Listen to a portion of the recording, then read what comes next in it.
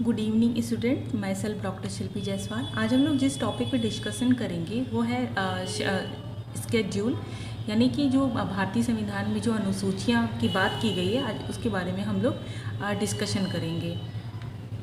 तो पहले हम देखेंगे कि स्केड्यूल है होता क्या है, अनुसूची होती क्यों है और उसकी ज़रूरत क्यों पड़ी।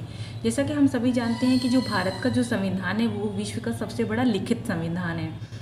तो अनुसूची वे टेबल्स होती हैं जिसमें कुछ एडिशनल डिटेल्स होते हैं जो कि आर्टिकल में प्रेजेंट नहीं होती हैं। और यदि अगर हम देखा जाए तो आर्टिकल जैसे 346 और 347 की अगर हम बात करें तो ये दोनों अनुच्छेद बात करते हैं ऑफिशियल लैंग्वेजेस की, यानी कि आधिकारिक जो भाषा है उसकी।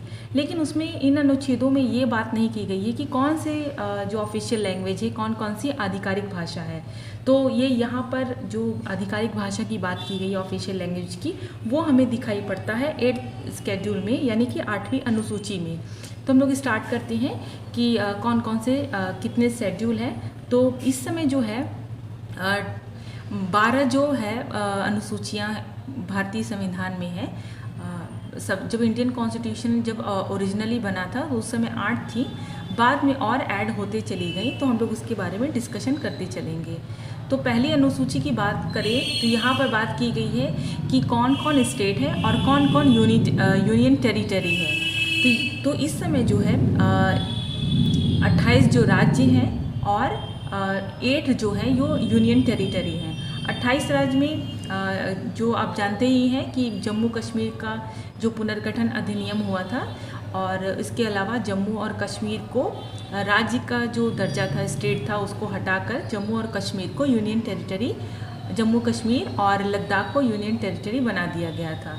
तो इस समय यूनियन टेरिटरी जो है वो इस समय 8 है। दिल्ली, चंडीगढ़, पौंडीचेरी, दादर एवं नागर हवेली और दमन दीव। 26 जनवरी 2020 में दादर एवं नागर हवेली और दमन दीव का जो है, ये जो 2 यूनियन टेरिटरी था, इन दोनों का विलय कर दिया गया था। दोनों को मिलाकर अब एक यूनियन टेरिटरी हो गया है। तो यानी कि इस समय प्रेजेंट में 8 है। दिल्ली, चंडीगढ़, पौंडीचेरी, दादर एवं नागर हवेली और दमन दीव, अंडमान एवं निकोबार द्वीप समूह, लक्षद्वीप, जम्मू और कश्मीर तथा लद्दाख।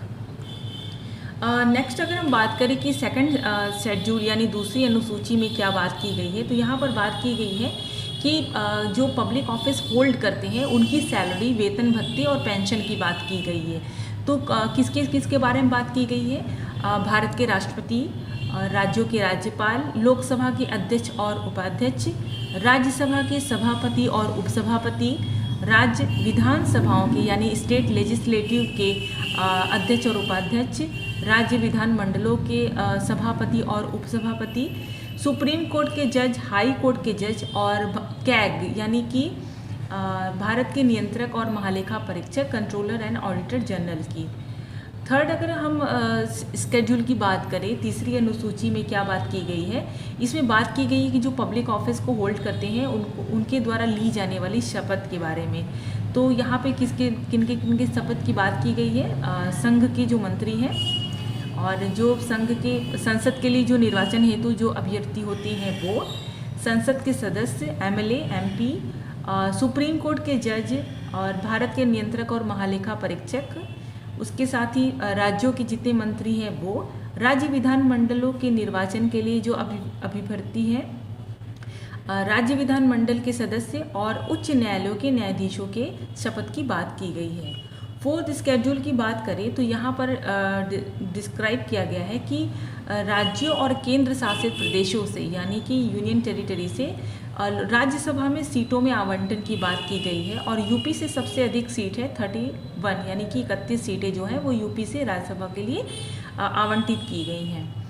जो 5वीं अनुसूची है वो बात करता है कि अनुसूची जाति और जनजातीय क्षेत्रों के प्रशासन और नियंत्रण के बारे में, जिसका जो संवैधानिक अनुच्छेद 244 यानी आर्टिकल 244 सब क्लॉज 1 में इसके बारे में डील में दिया हुआ है। 6th स्केड्यूल यानी कि 6ठी अनुसूची में बात की गई है असम, मेघालय, त्रिपुरा और मिजोरम राज्यों के जनजातीय क्षेत्रों के प्रशासन के बारे में। 7th स्केड्यूल जो है वो बात करता है कि कि केंद्र राज्य किन किन विषयों पर अपना कानून बना सकेंगे। यहाँ पे 3 सूचियों की बात की गई है, 3 लिस्ट की बात की गई है, यूनियन लिस्ट, स्टेट लिस्ट और कॉन्करेंट लिस्ट। तो यूनियन लिस्ट यानी संघ सूची में मूल रूप से 97 सब्जेक्ट थे, वर्तमान में 100 हैं, जिसपे कि यूनियन गवर्नमेंट जो है वो कानून बनाती है। राज्य सूची यानी कि स्टेट लिस्ट में मूल रूप से 66 सब्जेक्ट थे, वर्तमान में 61 है, जिसपे कि राज्य सरकार जो है वो कानून बनाती है। और कॉन्करेंट लिस्ट यानी कि समवर्ती सूची मूल रूप में जो 47 थी, वर्तमान में 52 सब्जेक्ट हैं। इस पे केंद्र और राज्य के जो है दोनों कानून बना सकते हैं, लेकिन अगर किसी एक विषय पे दोनों कानून बनाते हैं तो केंद्र द्वारा जो बनाया गया जो कानून है वो मान्य होगा। 8वीं अनुसूची की हम बात करें तो यहाँ पे 8वीं अनुसूची में 22 भाषाओं का उल्लेख किया गया है। 22 लैंग्वेजेस जो ऑफिशियल हैं वो हैं, वो कौन कौन से हैं?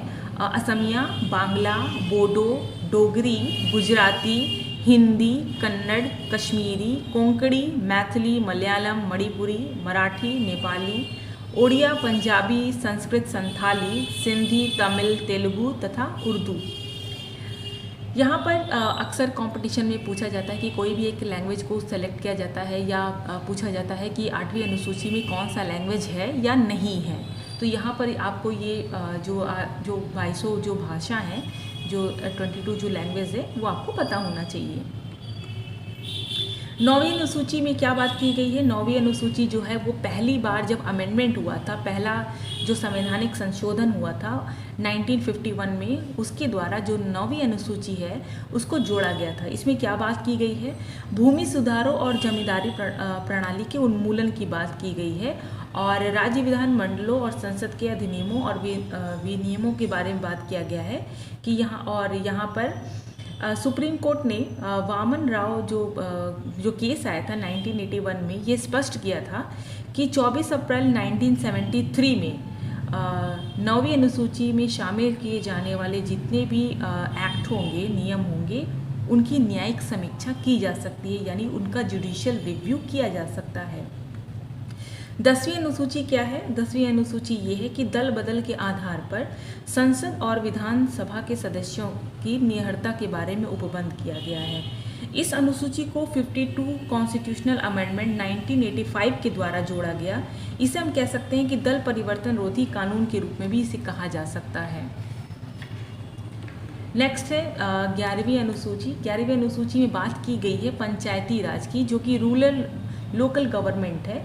इसमें बात की गई है कि पंचायतों की शक्तियाँ, उसके अधिकार और उसकी जिम्मेदारियाँ, इसमें 29 सब्जेक्ट हैं। इस अनुसूची को 73 कॉन्स्टिट्यूशनल अमेंडमेंट एक्ट के द्वारा 1992 में इसको ऐड किया गया था। और हमारा 12वीं अनुसूची जो लास्ट है वो है नगर पालिकाओं की शक्तियों के बारे में, कि नगर पालिकाओं की क्या शक्तियां हैं, उसके क्या प्राधिकार है, उसकी क्या जिम्मेदारियां हैं। इसमें कुल 18 विषय हैं, और इस अनुसूची को 74 अमेंडमेंट के द्वारा 1992 में जोड़ा गया था। तो ये कुल 12 अनुसूचियां हैं, और ये 12 अनुसूचियां हैं तो काफ़ी छोटे, लेकिन ये काफ़ी इम्पॉर्टेंट है। कोई भी कंपटीशन हो, किसी भी अनुसूची से कोई भी क्वेश्चन आ सकता है, तो इसको हमेशा ध्यान में रखिएगा। अगर आपको ये मेरा वीडियो अच्छा लगा तो प्लीज़ लाइक करिए, शेयर करिए, कमेंट करिए, और प्लीज़ सब्सक्राइब ज़रूर करिएगा। Thank you.